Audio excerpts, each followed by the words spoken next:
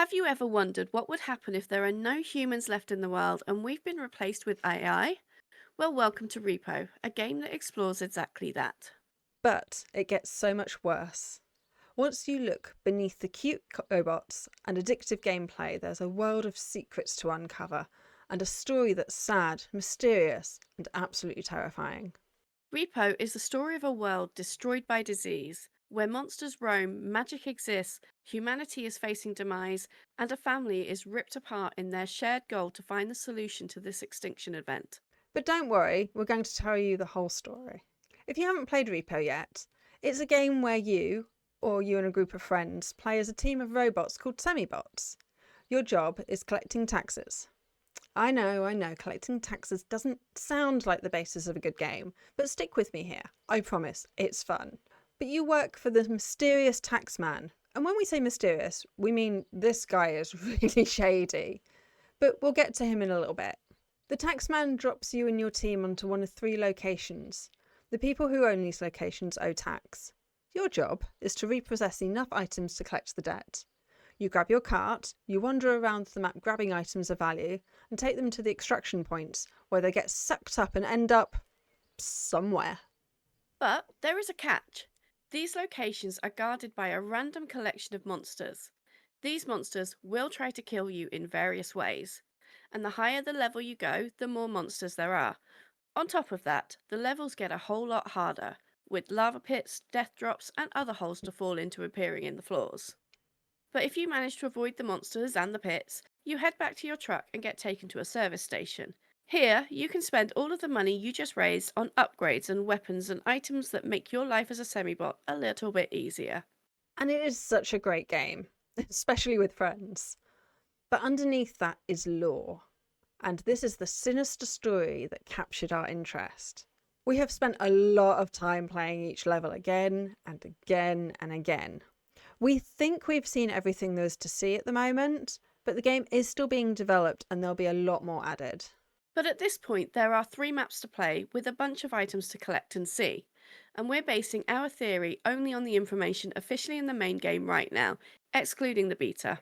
We are aware there is a map and more items coming, but they are still under development and may change, so we haven't included any from the next update in this video. As more information comes out officially, we will update this theory on how things change. We are planning a video where we go through every detail in the game that is potentially important to the lore, but there's still so much to discuss about the lore of this game, so make sure you subscribe and check that video out soon. But let's talk about what we know so far. Our story starts with a question. Do you want to live forever? Are you sure? Immortality might seem like a great idea, but the consequences can be great. How you achieve this goal takes some sacrifice.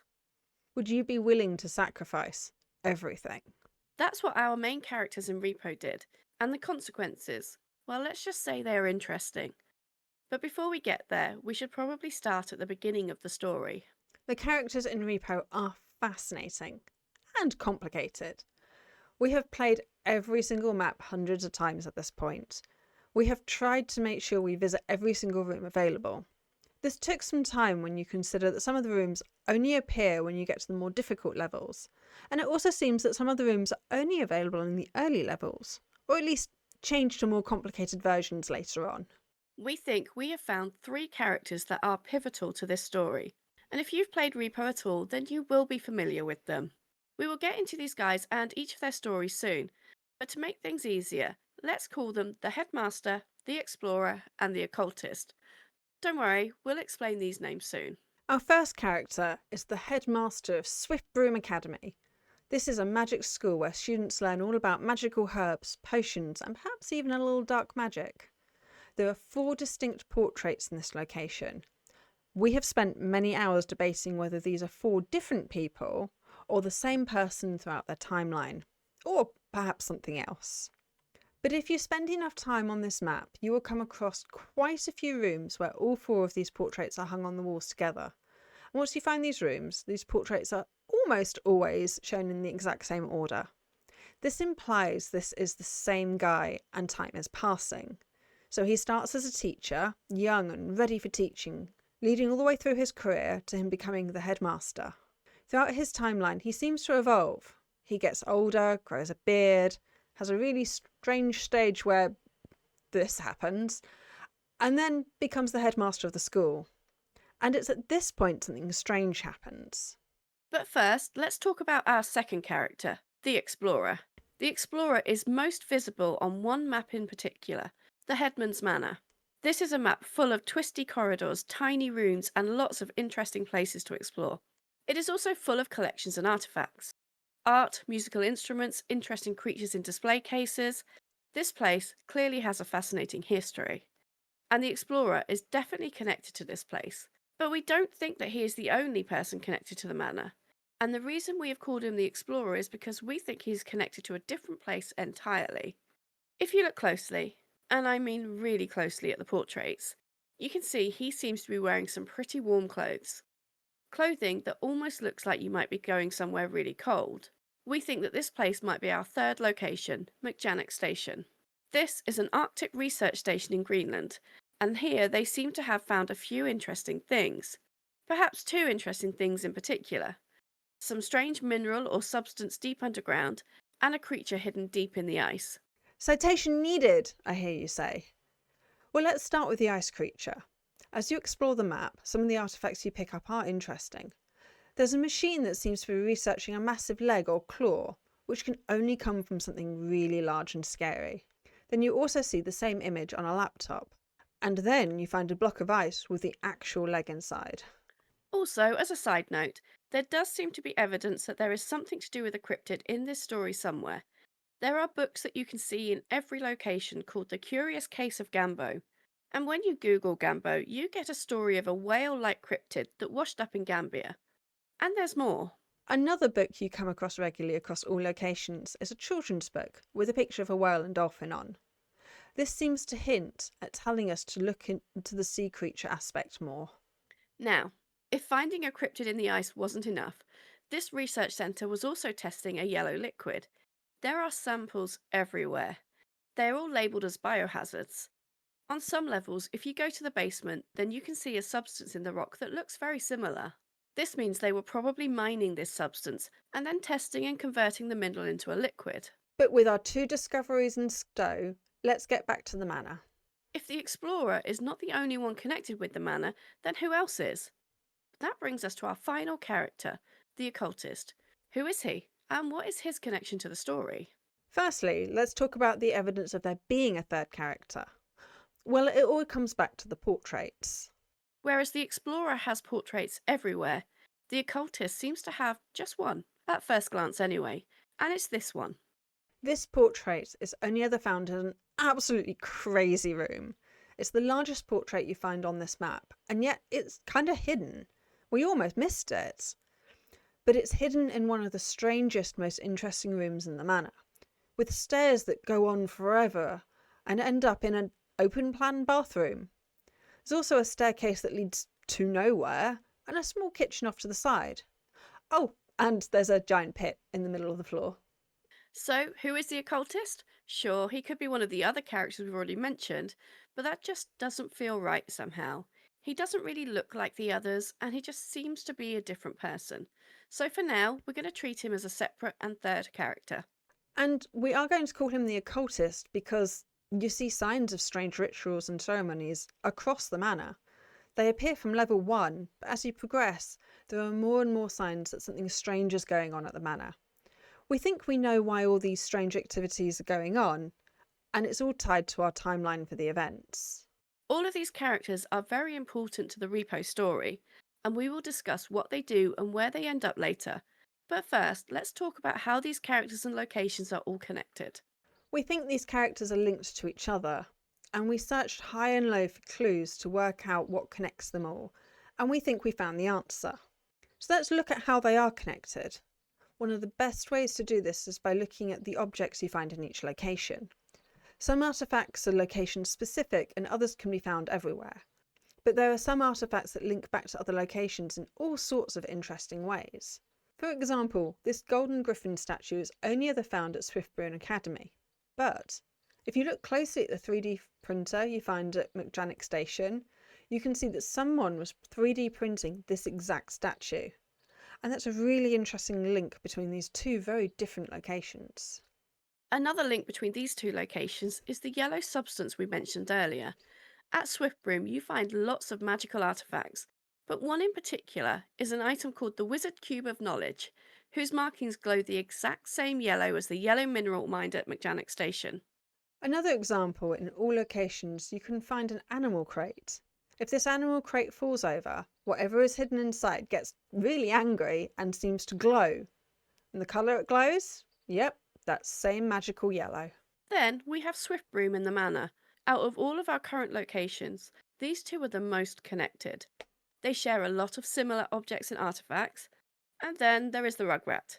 The Rugrat is a monster in the game, but it's also important enough to have a statue dedicated to it, in not one, but two locations, the Manor and the Academy.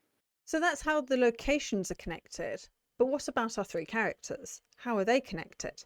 Well, we think they are brothers. Now, we admit this is a little bit of speculation on our part, but it makes narrative sense, and there's something a bit poetic about these three characters being brothers.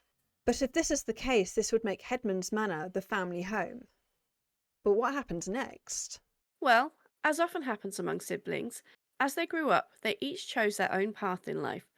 One chose magic, one chose science, and the last, well, I guess he chose a different path. But so what, right? Three brothers choosing different paths in life, that's not unusual. Where are we going with this?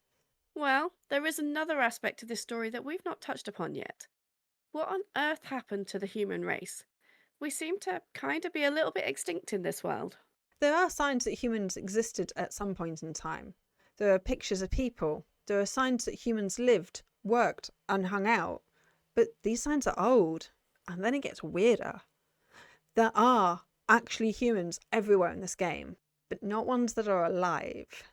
There are graves in the Headman Manor showing past generations of the Headman family. But there are also skeletons everywhere in this game, and this is where it gets really bad for the human race. Some of the skeletons appear to have been going about their usual business until one day they just keeled over. But nobody was left to move or bury them.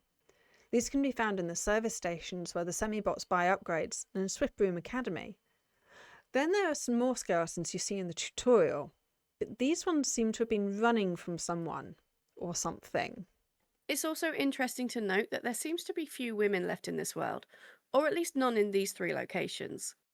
All of the portraits and pictures seem to be male, with only one or two pictures which could be any gender in Mechanic Station, and it's very hard to make out any detail in these pictures.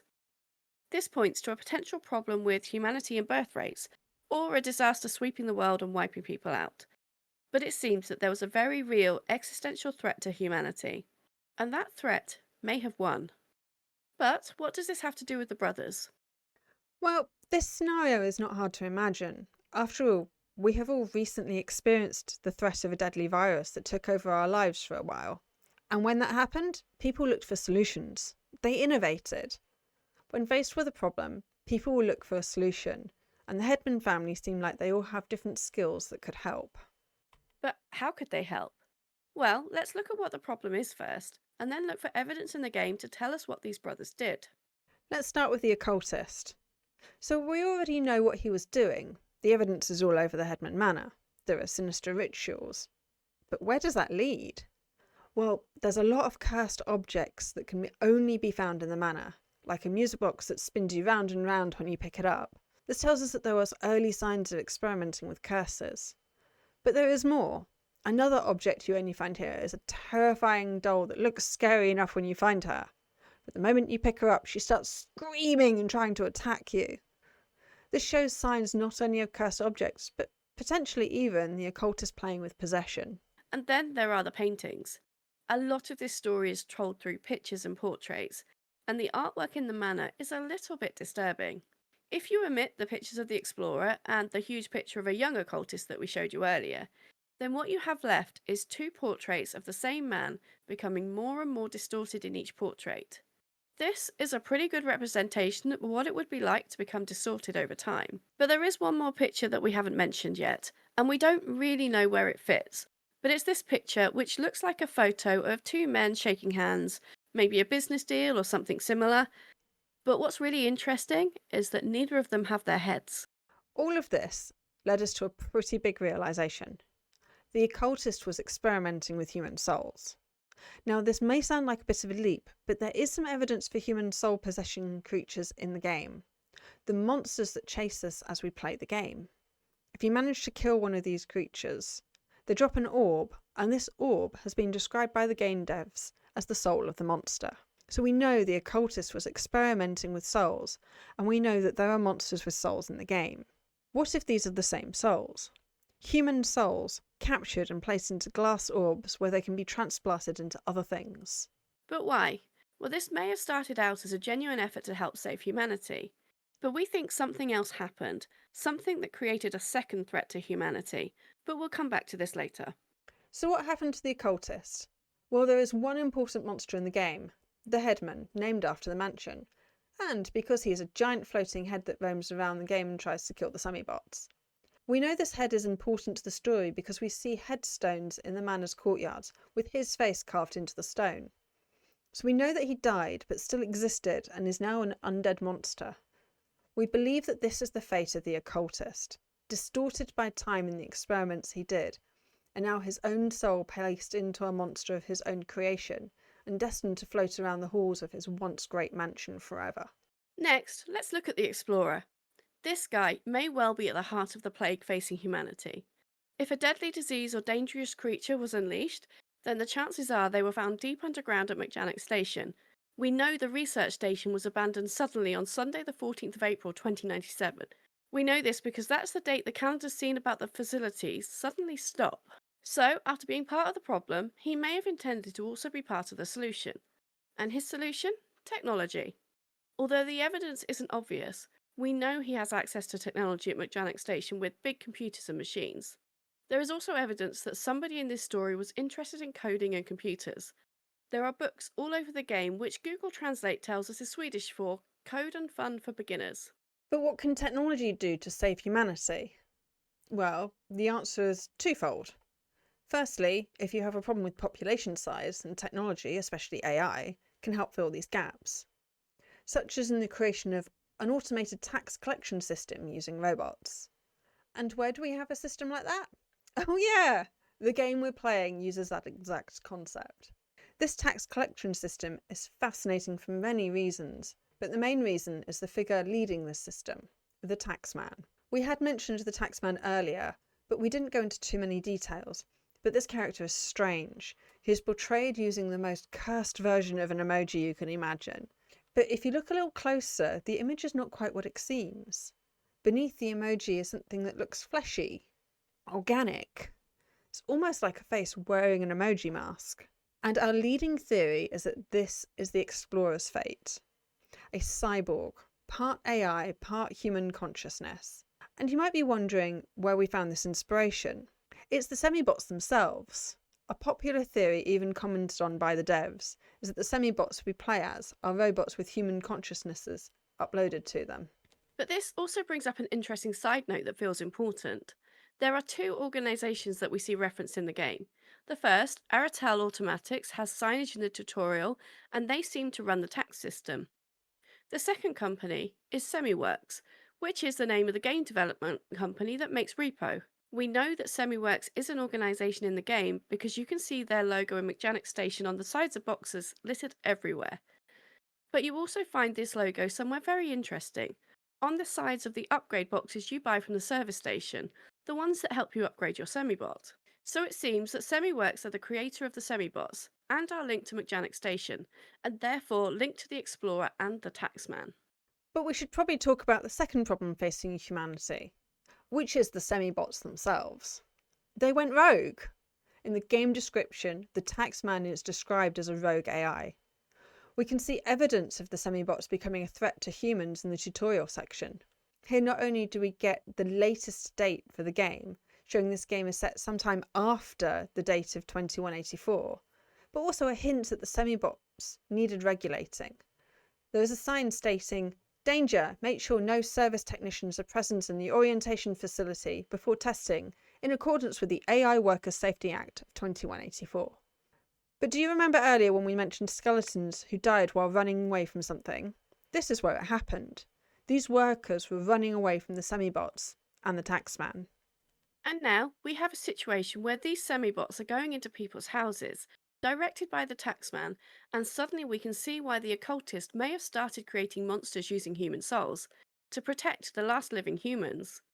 It is interesting that the mobs only attack semi-bots and not each other.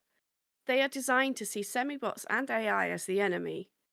Even the locations themselves seem to change over time, with pits and hiding places added as a way to defeat the bots and protect people. More evidence for this is the lack of technology in both the Headman's Manor and Swiftbroom Academy.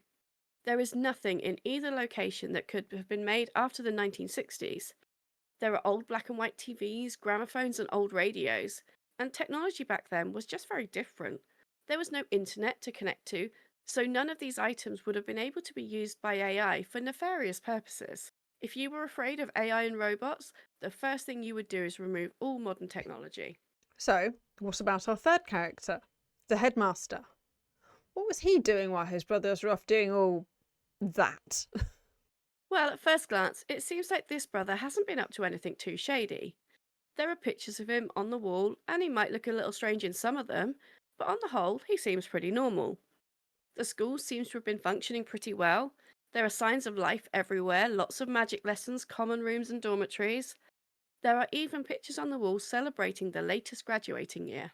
But that's when things get a little strange. Look a little closer at the picture of the class of 87, which we've assumed is 2187, putting it 3 years after the AI Workers' Safety Act.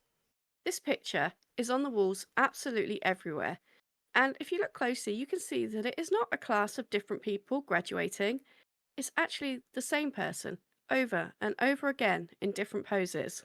This strongly indicated that something weird is going on. In addition, there are signs all over the building. There are scribbled phrases on the wall telling us, "It's the headmaster," and "He's here." The rooms are barricaded. There are signs of people hiding from something or someone.